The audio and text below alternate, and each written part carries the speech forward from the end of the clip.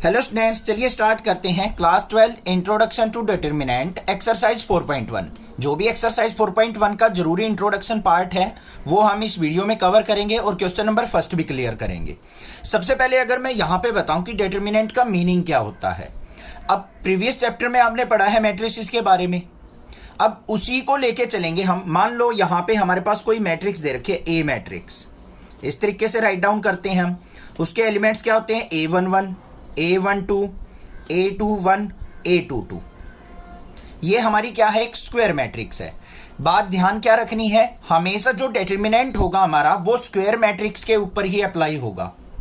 जो भी हमारी क्या होगी, सेम ऑर्डर की मैट्रिक्स होगी जिसमें रो और कॉलम सेम होंगे, वहीं पे हम डिटरमिनेंट अप्लाई कर सकते हैं, अदरवाइज डिटरमिनेंट अप्लाई नहीं होगा। और डिटरमिनेंट का मीनिंग क्या होता है, ध्यान से देख लो। Unique solution of square matrix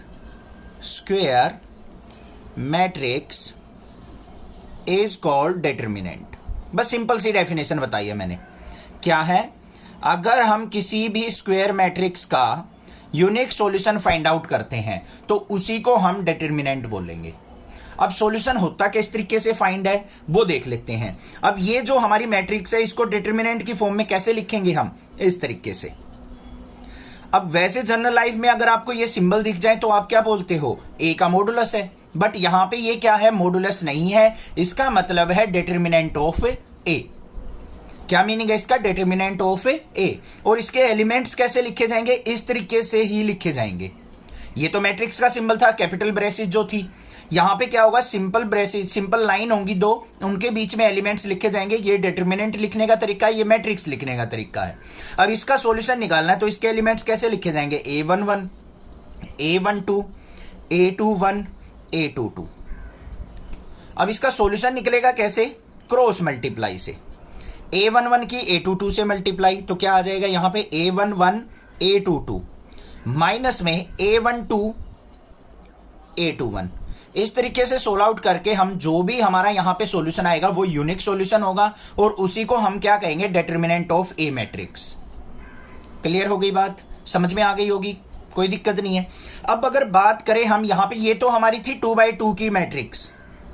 क्या थी बच्चों? 2x2 की मैट्रिक्स का डिटरमिनेंट निकालना था। अब अगर हो 3x3 की, मेन चीज वही समझनी है आपको और कुछ नहीं है। बस डिटरमिनेंट में बेफिक्र रहो, टेंशन मत लो किसी बात की। नेक्स्ट क्लासेज आपका फुल सपोर्ट करेगी। आप भी चैनल का सपोर्ट करते रहा करो, बस सब्सक्राइब कर दिया करो, ज्यादा से ज्यादा शेयर कर दिया करो।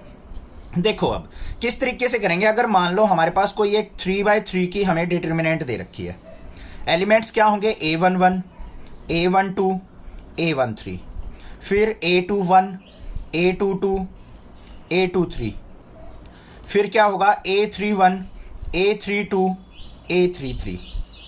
इस तरीके से हमारे एलिमेंट होंगे।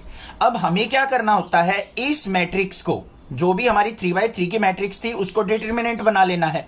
अब डिटरमिनेंट को इसको सोल्व आउट कैसे करें, इसका सॉल्यूशन कैसे निकालें? इसको हमें क्या करना होता है? एक्सपेंड करना होता है। या तो रो वाइज करते हैं या कॉलम वाइज करते हैं। स्टैंडर्ड अगर हमें इसको एक्सपेंड करना है तो हम फर्स्ट रो के अलोंग कर देते हैं या फर्स्ट कॉलम के अलोंग करते हैं। बट अगर मान लो कोई क्वेश्चन आपको दे दे कि इस डिटरमिनेंट को सेकंड रो के अलोंग एक्सपेंड करो, थर्ड रो के अलोंग एक्सपेंड करो, सेकंड या थर्ड कॉलम के अलोंग एक्सपेंड करो, वो किस तरीके से करते हैं वो भी मैं आपको बता दूंगा। अभी पहले एक्सपेंड करना सीखो क्या होता है। अगर मान लो हमें करना पड़ जाए इसको एक्सपेंड अलोंग रो, ऐसे दे दे मान लो क्वेश्चन आपको। अब यहां पे मेंशन नहीं करेगा कौन सी रो के अलोंग एक्सपेंड करना है, तो आपको स्टैंडर्ड फॉर्म क्या है? फर्स्ट रो के अलोंग ही आपको एक्सपेंड करना है, R1 के अलोंग। कैसे होगा एक्सपेंड? ध्यान से सुन लो। सबसे पहला स्टेप, जो हमारा फर्स्ट एलिमेंट है क्या है? A11। इसमें I और J की वैल्यू क्या है? 1 और 1 है। तो क्या करेंगे? -1 की पावर I प्लस J, ये करना है हमें।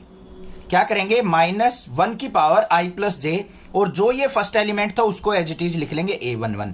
फिर डिटरमिनेंट का साइन, जो ये हमारी कॉलम है ये छोड़ दो और ऊपर वाली रो छोड़ दो।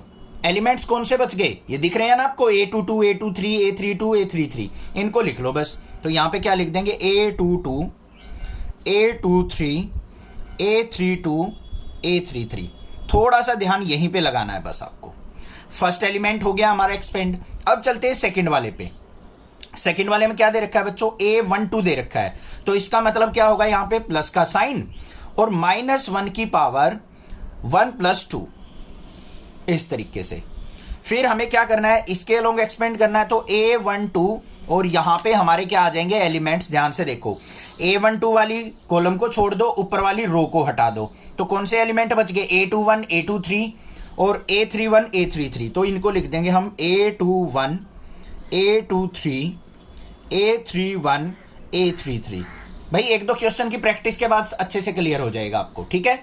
उसके बाद हमें क्या करना है, थर्ड वाले पे पहुंचना है। थर्ड वाला पॉइंट जो है हमारा एलिमेंट जो है रो का क्या है, यहां पे क्या आ जाएगा, प्लस का साइन -1 की पावर 1 + 3 और यहां पे क्या आ जाएगा हमारा A13 और यहां पे डिटरमिनेंट में वैल्यूज क्या आएंगी, अब इसको हाइड कर दो, ऊपर वाली रो को हाइड कर दो। ये 4 बच गए हमारे, ये 4 एलिमेंट बच गए, इन चारों को लिख लो। क्या बच गए, A21 और A22 और यहां पे क्या आ जाएगा A31 A32। समझ में आ गई या नहीं आ गई बात, इतनी बात क्लियर है। अब देखो स्टैंडर्ड ये तो मैंने बताया था कि होता किस तरीके से है, वैसे हम याद रखते हैं इसको कैसे, यहां पे ध्यान से देखो I और J की वैल्यू क्या है 1 1, यहां पे 1 + 1 करेंगे तो -1 की पावर क्या होगी इवन, तो ये हमारा प्लस हो जाएगा, सीधा डायरेक्ट लिख देंगे इसको A11 इंटू में इसकी इससे मल्टीप्लाई A22 और A33 माइनस में A23 A32। ये हो गया हमारा एक्सपेंड ये वाला। इस पे चलो -1 की पावर ओड होगी, यहां पे हमेशा बीच वाली टर्म में माइनस आएगा अगर हम फर्स्ट रो के अलोंग एक्सपेंड कर रहे हैं तो। फिर यहां पे क्या आ जाएगा A12, इसको सोल्व आउट करेंगे तो क्या आ जाएगा A21 A33 माइनस में A23 A31। फिर इसको एक्सपेंड करेंगे, -1 की पावर इवन है तो यहां पे क्या हो जाएगा प्लस में A13 इंटू में A21 A32 माइनस में A22 A31। ये जरूर ध्यान रखना है, पहले इसकी इससे मल्टीप्लाई माइनस में इसकी इससे, ठीक है। हो गया एक्सपेंड, बस इस तरीके से करना था, क्लियर हो गई बात। अब अगर बात आती है बच्चों, कह दे कि एक्सपेंड अलोंग कॉलम करना है, सेम प्रोसीजर फॉलो करना है, यहां पे यही काम रहेगा हमारा। A11 आएगा यहां पे, फिर यहां पे क्या आ जाएगा A21 आ जाएगा क्योंकि कॉलम के अलोंग एक्सपेंड कर रहे हैं। फिर यहां पे क्या आ जाएगा A31 आ जाएगा, ये वाला, बस ये डिफरेंस है और कुछ भी नहीं है। अब आपको एक और चीज बता दूं, अगर मान लो इस तरीके से दे दे एक्सपेंड अलोंग रो R2 कि R2 रो के अलोंग एक्सपेंड करिए इसको। अब यहां पे कुछ थोड़ा सा ध्यान से देना है, R2 रो कौन सी है बच्चों, ये वाली, इसको देखो ऐसे लिख दिया मैंने, ये वाली है। यहां पे पहले देखो A21 है तो यहां पे I और J की वैल्यू क्या है 2 और 1, तो -1 की पावर 2 + 1 होगी तो यहां पे स्टार्टिंग में ही माइनस आ जाएगा। और यहां पे एलिमेंट क्या है A21 और यहां पे एक्सपेंड क्या होगा, इसको काट दो इसको काट दो, क्या बच गया A12 A13 और यहां से क्या बचा A32 A33। उसके बाद इस अलोंग करना है हमें एक्सपेंड, सेकंड एलिमेंट यही तो है रो 2 का, A22 I और J की वैल्यू क्या है 2 + 2 -1 की पावर क्या हो जाएगी 4, तो ये हो जाएगा हमारा +1। इसको 1 को लिखने की जरूरत नहीं है, इसको डायरेक्टली लिख देंगे हम A22। अब यहां पे इस रो को छोड़ देंगे और इसको छोड़ देंगे, यहां पे क्या बच गया A11 A13 A31 A33। फिर थर्ड पे चलना है, थर्ड पे क्या है 2 और 3 5, -1 की पावर 5 करेंगे तो यहां पे माइनस साइन आएगा A23। थर्ड एलिमेंट लिख दिया, इसको हटा देंगे और सेकंड वाली रो को हटा देंगे। कौन कौन से एलिमेंट बच गए, ऊपर A11 A12 बच गया तो A11 A12, नीचे क्या बच गया A31 A32। बस इसको ओपन करना आपने सीख ही लिया है किस तरीके से करेंगे, ये एक्सपेंड हो जाएगा। समझ में आ गई बात, क्लियर है, कोई दिक्कत नहीं होनी चाहिए। अगर मान लो फर्स्ट रो के अलोंग एक्सपेंड करें तो बीच में माइनस आएगा, सेकंड रो के अलोंग एक्सपेंड करेंगे तो हमारा स्टार्टिंग में और लास्ट वाले में माइनस आएगा, बीच में प्लस आएगा।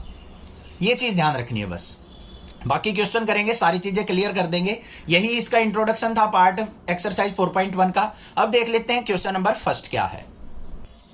क्वेश्चन नंबर फर्स्ट दे रखा है हमें इवेल्युएट द डिटरमिनेंट। हमें यहाँ पे डिटरमिनेंट दे रखा है, इसको इवेल्युएट करना है, मतलब इसका यूनिक सॉल्यूशन फाइंड आउट करना है। तो सबसे पहले क्या करेंगे, इसका नेम ले लेते हैं कोई, लेट a = 2 4 -5 और -1। अब इसको सिंप्लीफाई करना है तो हमें क्या करना है, डिटरमिनेंट ऑफ ए का सॉल्यूशन निकालना है। कैसे निकलेगा हमें सिंपली पता है।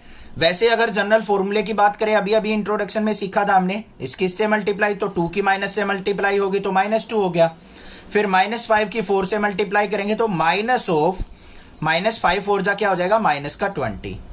तो क्या आ गया यहाँ पे, ए का डिटरमिनेंट -2 प्लस में 20, और आंसर जो आ गया मेरा ए का डिटरमिनेंट इज इक्वल टू आ गया 18। ये हो जाएगा आंसर। बिल्कुल सिंपल क्वेश्चन था, क्लियर हो गया होगा, कोई दिक्कत की बात नहीं है। अब जो ये हम सॉल्यूशन निकालते हैं डिटरमिनेंट का, कई जगह आपको ऐसे भी मिलेगा। यहाँ पे ये सिंबल यूज ना करके बुक में दे रखा होगा इस तरीके से डेल्टा यूज कर लेते हैं। उसका मतलब भी क्या होता है हमारा, कि हमारा सॉल्यूशन ऑफ डिटरमिनेंट हम फाइंड आउट कर रहे हैं। समझ में आ गई बात, क्लियर है क्वेश्चन। कोई भी दिक्कत हो, कोई भी प्रॉब्लम लगे आपको मैथमेटिक्स से रिलेटेड, कोई और सब्जेक्ट में भी कोई टेंशन लग रही हो, मैं आपका सपोर्ट करूंगा, आप भी चैनल को सपोर्ट कीजिए। Thank you students for watching. Next classes video.